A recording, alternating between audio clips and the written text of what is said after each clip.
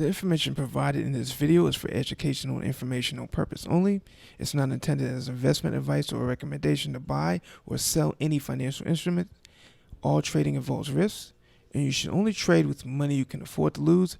I'm not a licensed financial advisor. The trades and strategies shown are my own opinions and are shared purely for transparency and learning purposes.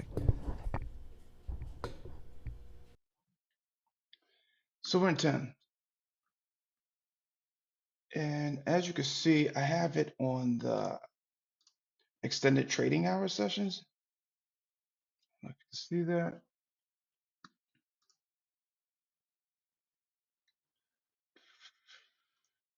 Make it easier for you. So that's extended trading hours. You can do regular trading hours. Extended trading, it shows you what's going on right now behind the scenes, so to speak. Okay, so as always, we do the top-down method and start from the week. And as you can see with the week, right, these two lines are kind of like your guardrails. So I created like a trend lines, but these trend lines kind of encapsulate the how how price is basically moving within the line. And as you can see, it usually stays in there, but right now it's actually out of that line. And we can actually extend that down here. And as you can see, and on the week, we kind of look for like, well, we do look for lines that kind of have a level of confluence, which means it might touch numerous wicks, or in this case, let's look for one that's closer to price. And we kind of already have one there because my gray lines are, but that's right on price. And let's see if we can create another one, which is right here.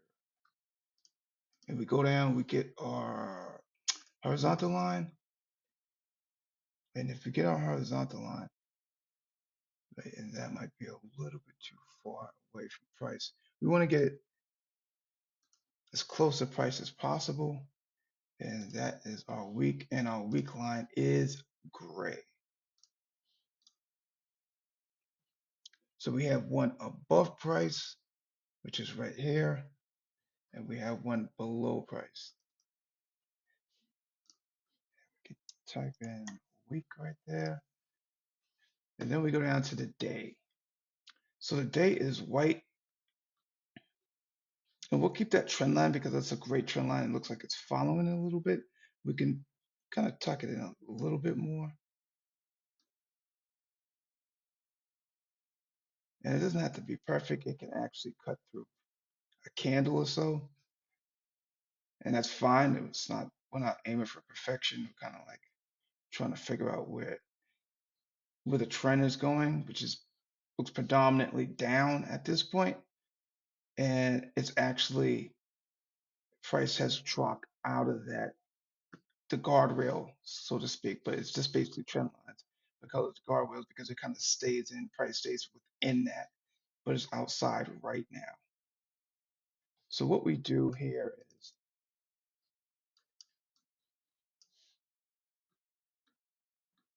we're kind of looking for lines that we can create around price. And the white lines is what I use for the week to kind of create these prices, which on lines, which is kind of like price, wicks touching those lines.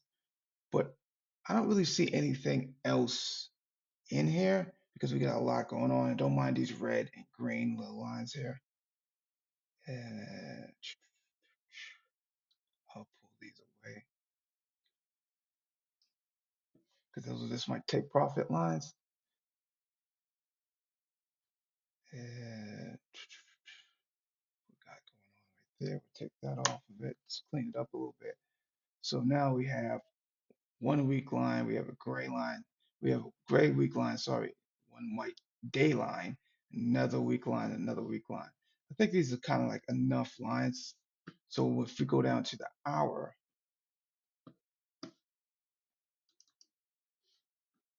right? If we go down to the hour, I created what is called a supply zone, and price has shot up. I think that was 5 a.m. as you can see, and here we are now with price shot up.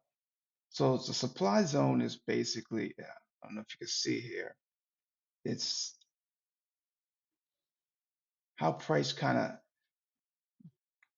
goes down in a violent motion, but you see that long red candle? But what I do is I take the candle, the green candle before it, and I create that supply zone. You can actually move it in. Probably doing a bad job at this. Let's take the whole thing. And now you can kind of get a better picture of that supply zone. See that the green candle, and then it goes down and then surpasses that candle and creates that motion of like a supply zone.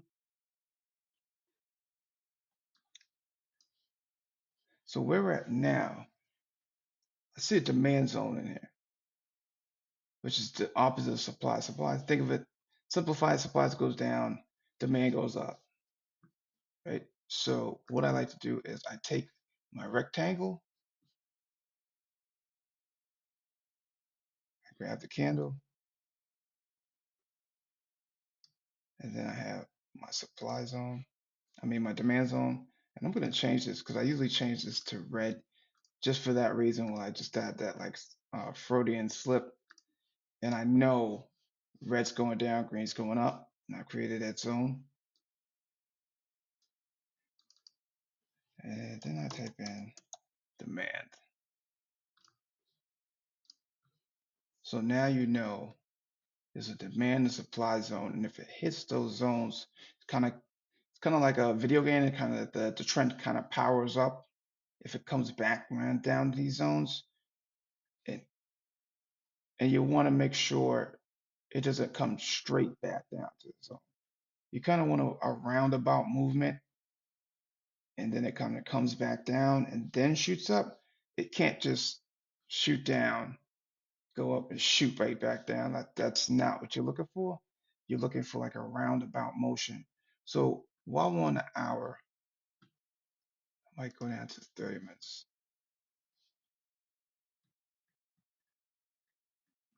right? So we got a supply and demand zones, and you can turn on your intraday levels. And that demand zone actually is really close to your previous day low. And the supply zone is close to your previous, uh, what's that, previous month, previous high, sorry, pre-market high, sorry.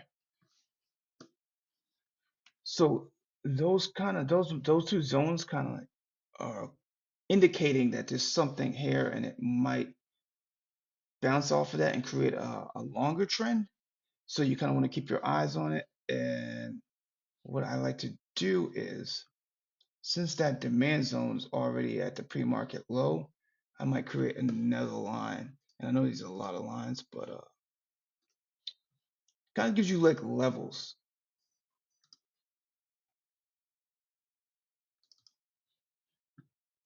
And high right there.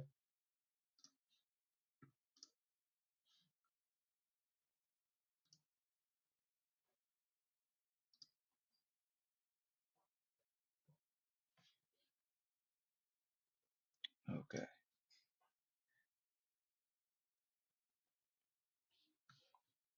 So now I'm going to turn that off. You got a pre-market high and the demand zone, kind of like a pre-market low right there. So it's all kind of integrated in one. Then I start to figure out where price can go. So you see it's touched the supply zone, and it looks like it's touching the supply zone again. But we needed to kind of like keep moving away from the supply zone, then touch the supply zone, and then we'll wait for that executed shoot. So for my take profit, Where's my lines? Probably all over the place.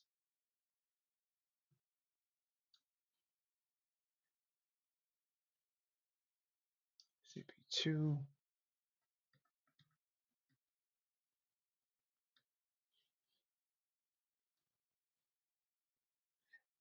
And just for the sake of this, I know there's a lot going on. I'm trying to walk you through it. Okay, so for my first take profit, like this is the guardrails, this yellow line right here, and this is the trend line, right? So on the call side, let's create a line. It's off the array. And where would I put that for first take profit? Well, currently here.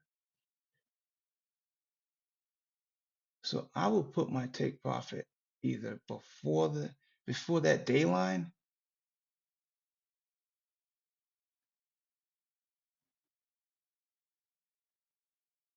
because the only reason why I would do it there is because if it bounces, you'll be kind of ahead of that bounce. And I really don't like playing around outside of those guardrails, which is the yellow line at the top, because I don't really have like a lot of historical data to go on. Where if I had more historical data, I'd probably feel better about really going as far up as I could.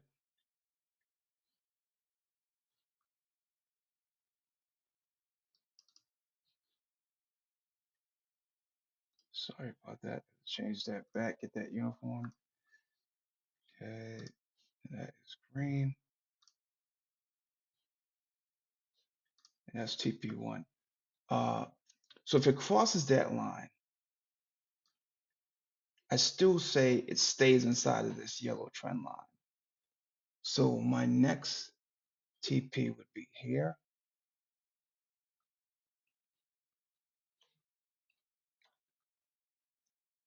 And for the call side,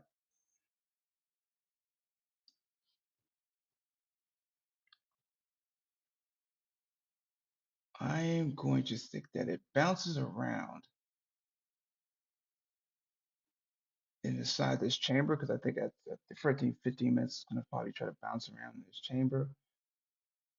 And because that's a level 2 at this is a weak line. So I think if it hits the weak line and comes down, it's probably coming down. Unless it hits this demand zone, because there's two different zones there. It's a supply zone and a demand zone. So if it hits here, I'm going to take my first take profit at 46.29. And if it pushes through, if it bounces around here, it pushes through, and I might even drop that down a little bit more, 46.13, because I see like a level there that's perfect. And if it drops through and it doesn't, you got to be careful of the bounce, because the bounce is around this 45.85, and below that is that pre-market low too. So I probably would want to see it break through there. If it breaks through there, I think it's probably going down.